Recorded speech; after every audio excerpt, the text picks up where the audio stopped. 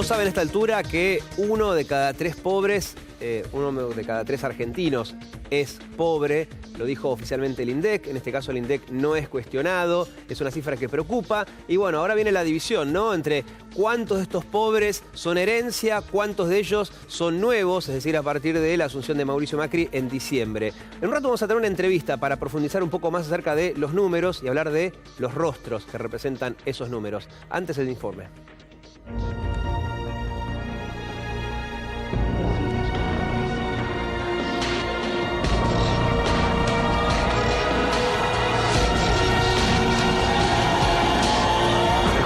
El INDEC presentó el nuevo índice de pobreza perteneciente al segundo trimestre de 2016. El índice de pobreza en la República Argentina es de 32,2%, lo que equivale a 8.700.000 personas.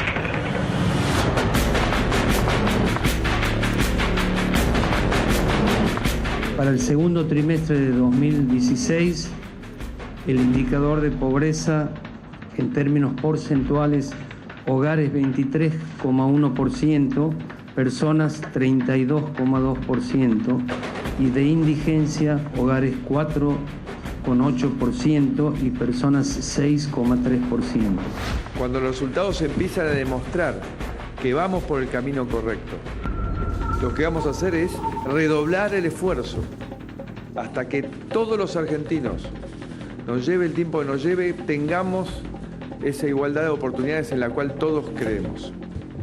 Hoy sabemos cuál es la realidad, que claramente nos golpea, porque saber que uno de cada tres argentinos se encuentra debajo de la línea de pobreza es algo que nos tiene que doler, que nos tiene que dar bronca y nos tiene que comprometer a trabajar juntos de ahora en más para que realmente cada día podamos reparar más y más situaciones. Es lo que nosotros llamamos caminar juntos hacia pobreza cero. No, pobreza cero en 4 años es obvio que no se alcanza. Nosotros fijamos pobreza cero como un camino. Tenemos un problema serio en materia de pobreza y que esa situación de pobreza en contexto de recesión y alta inflación se ve particularmente exigida como tema estructural, como hemos hablado antes, que la mejor política que podemos ir proyectando es cómo ir generando un proceso de crecimiento, de baja de inflación y de generación de empleo para poder ir trabajando estructuralmente esto, pero mientras sin duda hay que atender la emergencia y atender la situación puntual de lo que estamos viendo. Sorprende un dato que dice que del 47% de los chicos de 0 a 14 años viven en casas pobres. Sí, lamentablemente es un índice que está surgiendo, aparece así, digamos, el 47% de los menores de 0 a 14 años están en hogares clasificados como pobres.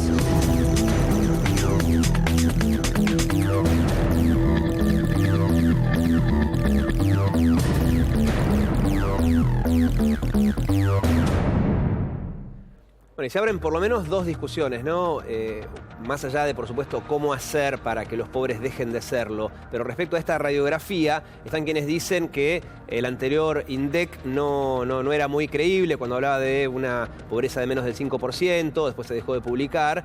Y hay otros que hablan de, ok, ahora tenemos un índice más creíble, pero es parte de la herencia, gran parte de ello. Bueno, por eso es que tenemos como invitado a Isaac Rudnick, director del Instituto de Investigación Social, Económica, Política y Ciudadana. Gracias, Isaac, por estar con nosotros. ¿Sabe que lo invitamos? Porque necesitamos a alguien que conozca de mediciones, de encuestas. Ustedes tenían el índice barrial desde hace mucho tiempo. Y además conocen el contacto cara a cara con los barrios. Claro. Por lo tanto, la primera pregunta, teniendo en cuenta este panorama que ustedes tienen, es ¿qué tan creíble es el índice del INDEC ahora en comparación a cómo era antes? ¿Y qué tanto refleja la realidad actual? No, respecto a las cifras que viene dando el INDEC, para nosotros son totalmente creíbles. Fundamentalmente porque lo consideramos un éxito de la lucha que llevaron adelante los trabajadores del INDEC durante todos estos años de intervención, y muchos de los cuales ahora fueron reincorporados. En su época muchos fueron expulsados y ahora fueron reincorporados y son los que están al frente de este proceso digamos, este nuevo proceso en el cual hay una cantidad de nuevas estadísticas que nos parecen que son una aproximación bastante certera a la realidad. Destacamos esto porque nos parece de que este resultado positivo es mucho más una consecuencia de esa lucha. Claro. Bueno, yo arranqué por la parte menos polémica. Por ese sentido, creo hay un consenso respecto a que este índice refleja la realidad, y en cambio el anterior era muy discutido.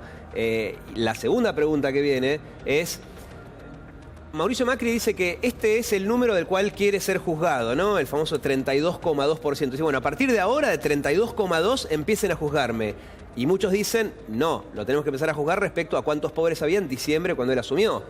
Porque hay otros índices, el de la UCA, etcétera, que dicen que hay más pobres desde diciembre hasta hoy que se suman a los que ya venían de antes. ¿Eso cómo lo ve usted?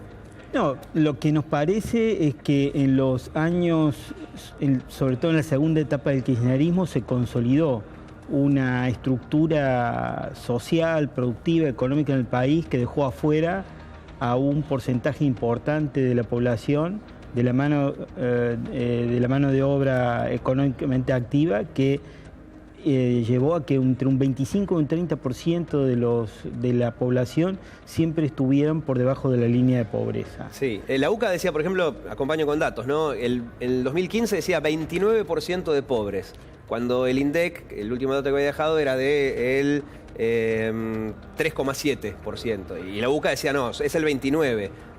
Pero la UCA también dice, bueno, así como eran 29% en diciembre del año pasado, hoy son 32,6%. En abril dijo eso. Y después es un índice que se pareció bastante al del INDEC. Claro. Entonces, ahí tenemos una cifra que ocultaba el kirchnerismo, pero por otro lado, también aparentemente la cifra subió un poquito más desde diciembre. No, eso es algo absolutamente cierto también. Son ciertas las dos cosas. Claro. Hubo una estructura consolidada de pobres en la segunda etapa del gobierno, de los gobiernos kirchneristas, y hubo un avance de la línea de pobreza y de indigencia muy fuerte en estos 10 meses que lleva este gobierno.